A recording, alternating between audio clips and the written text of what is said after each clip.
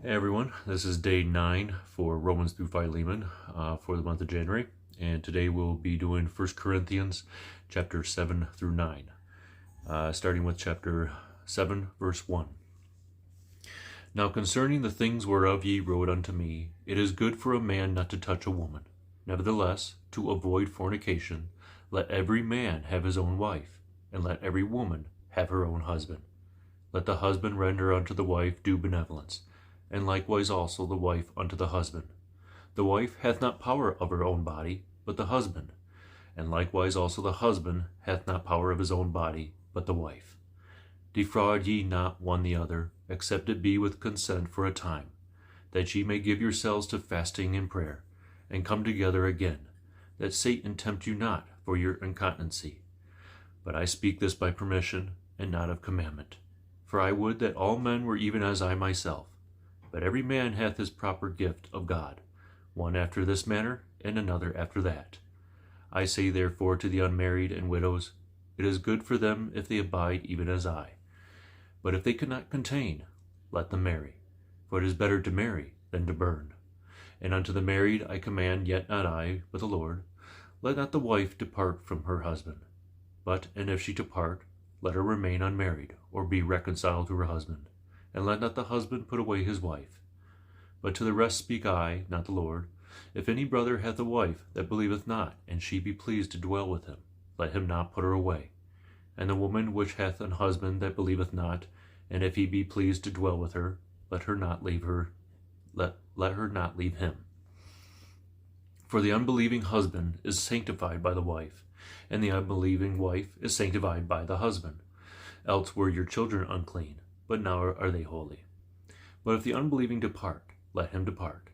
A brother or a sister is not under bondage in such cases, but God hath called us to peace. For what knowest thou, O wife, whether thou shalt save thy husband? Or how knowest thou, O man, whether thou shalt save thy wife? But as God hath distributed to every man, as the Lord hath called every one, so let him walk. And so ordain I in all churches. Is any man called being circumcised? Let him not become uncircumcised. Is any called in uncircumcision? Let him not be circumcised. Circumcision is nothing, and uncircumcision is nothing, but the keeping of the commandments of God. Let every man abide in the same calling wherein he was called. Art thou called being a servant? Care not for it. But if thou mayest be made free, use it rather. For he that is called in the Lord, being a servant, is the Lord's freeman. Likewise also he that is called, being free, is Christ's servant. Ye are bought with a price. Be not ye the servants of men. Brethren, let every man wherein he is called, therein abide with God. Now concerning virgins, I have no commandment of the Lord, yet I give my judgment, as one that hath obtained mercy of the Lord to be faithful. I suppose therefore that this is good for the present distress. I say that it is good for a man so to be. Art thou bound unto wife? Seek not to be loosed. Art thou loosed from a wife? Seek not a wife. But, and if thou marry, thou hast not sinned. And if a virgin marry, she has not sinned. Nevertheless, such shall have trouble in the flesh. But I spare you. But this I say, brethren, the time is short.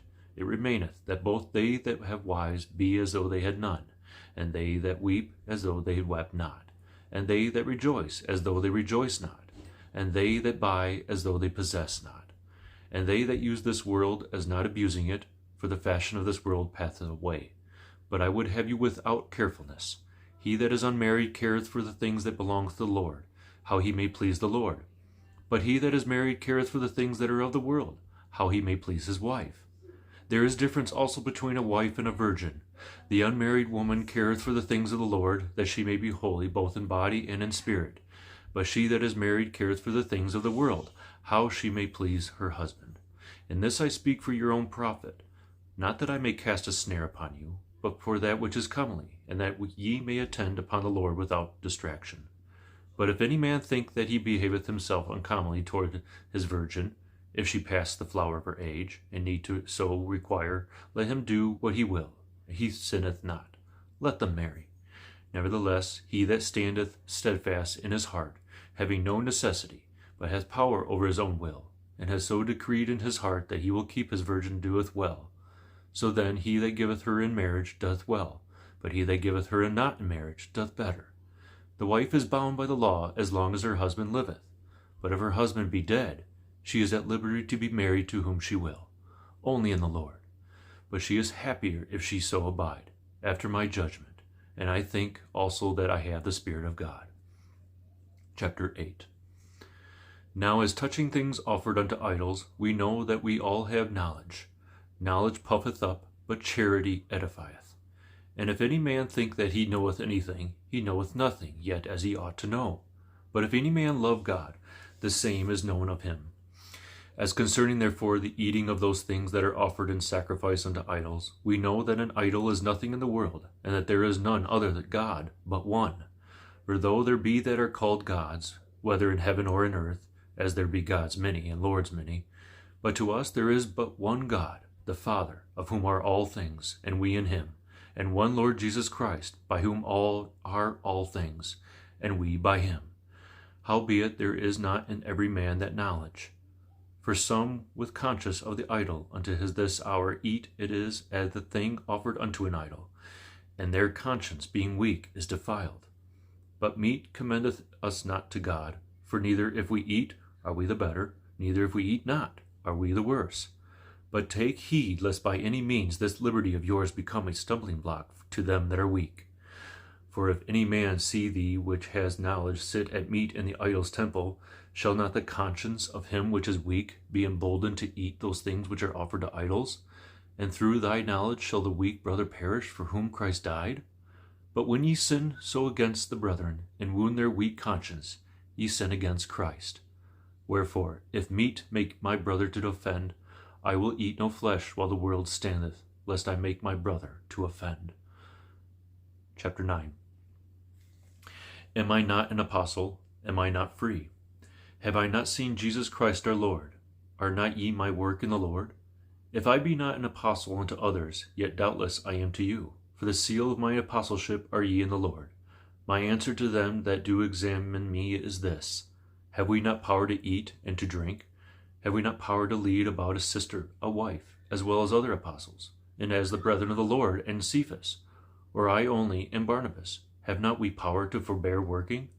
Who goeth a warfare any time at his own charges? Who planteth a vineyard, and eateth not of the fruit thereof? Or who feedeth a flock, and eateth not of the milk of the flock? Say I these things as a man? Or saith not the law the same also? For it is written in the law of Moses, Thou shalt not muzzle the mouth of the ox that treadeth out the corn. Doth God take care for oxen?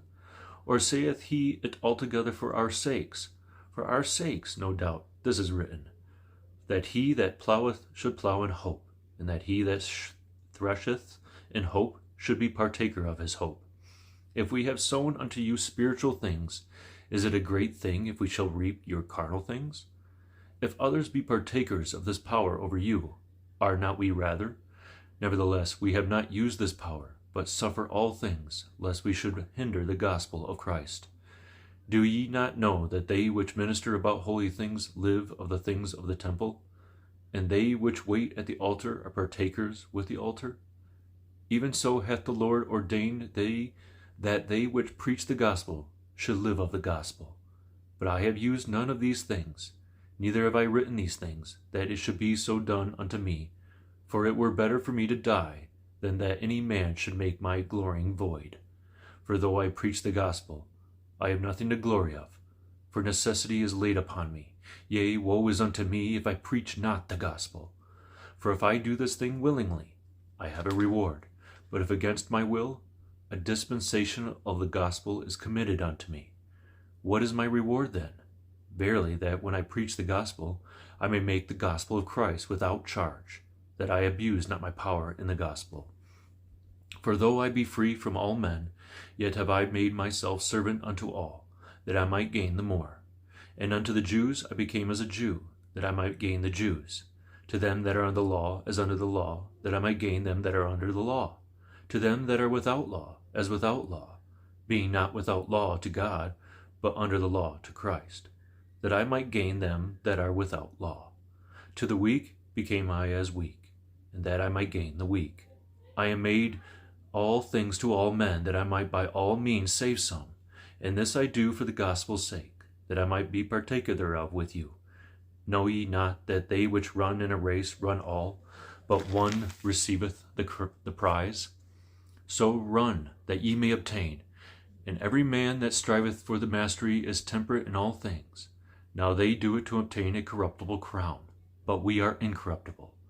I therefore so run, not as uncertainly, so fight I, not as one that beateth the air, but I keep under my body and bring it unto subjection, lest that by any means, when I have preached to others, I myself should be a castaway.